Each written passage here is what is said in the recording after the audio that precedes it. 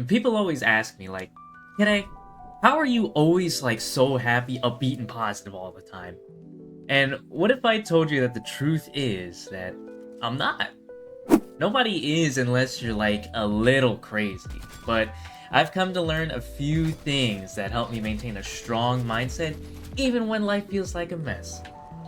Today's story is a personal one, and I'm gonna share how I actually stay positive when everything around me is seemingly trying to pull me down. No fluff, no fake things, just real talk.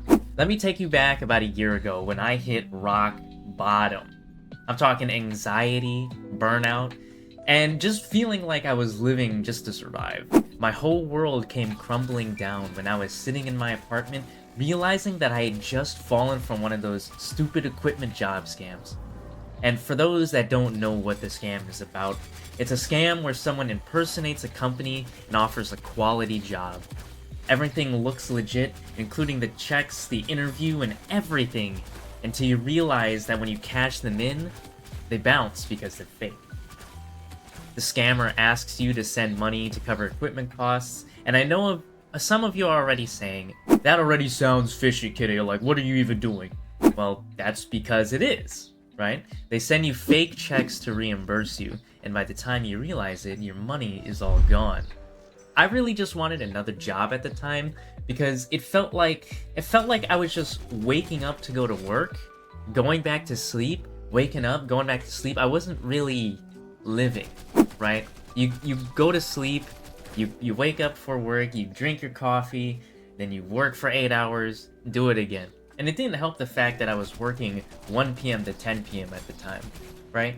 My afternoons were like late nights for people. Afternoons for me was like 3 in the morning, right? I wasn't even seeing the sun at the time either, too, right? That's just a recipe for disaster, being a second shift worker like that. But I digress. You know, in the beginning, things were great with the job, just because it was all new, and I genuinely did enjoy the work, and still enjoy the work that I do. But I'm not gonna lie, the clients over time made things so miserable, right? They say that good coworkers make the job, right? But good coworkers can only take you so far until the people that you actually work with, the front-facing peoples, the clients, those are the ones that really kind of eat away at you, right? Because you're putting on this facade, right? That, oh well, I'm so happy to help you, but truth is, some of these people do not really deserve to be helped, right? When you are sitting there getting yelled at, and all you can really do is just sit there and take it. Because if you say anything else, oh well, you're getting written up for being mean to a customer, right? It's bullshit all around. But let's be real for a second. Have you ever had a job you wanted to leave so bad you'd take literally anything just to get it out?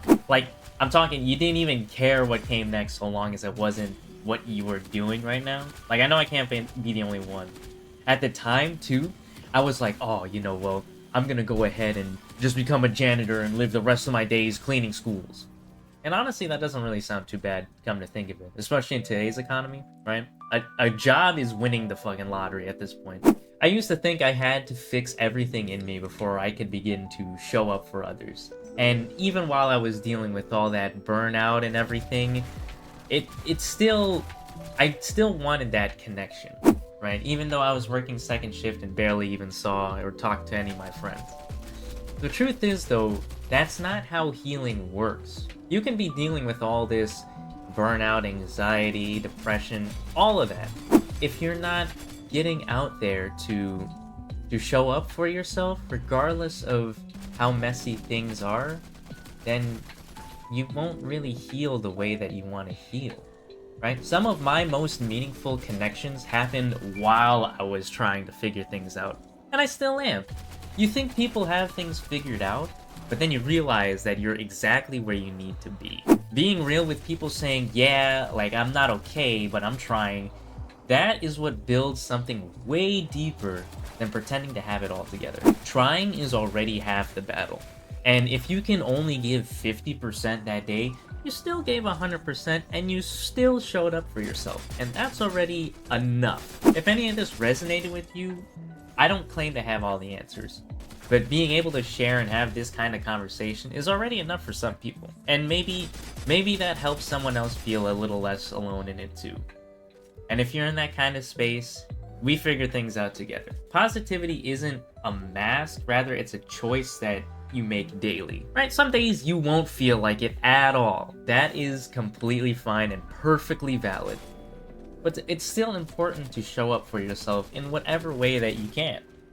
Every time you do, you get a little bit closer to who you want to become, whether that's just healing or becoming a better you. That's kind of what I personally do moving forward in my life, right? Having dealt with all this anxiety and burnout, what the most important part is that you still show up for yourself, even if it may be scary, and even if you're still dealing with post-burnout, right? There's something out there for everyone, and I know in today's world especially, it may seem that, oh, well, everything is going to shit. But you do what you can. You control what you can. Anyways, that's all I have for today. If this hit home or even just made you feel a little seen, I'm really glad that you stuck around. If you like this kind of content, the story stuff, you already know the drill. Leave a like, drop a comment, and subscribe. And take care of yourself today, seriously.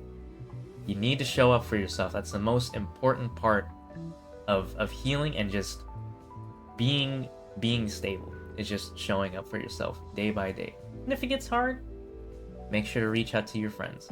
If they're real ones, they'll help you out. Well, I'll catch you in the next one. Bye-bye. Lost in shadows.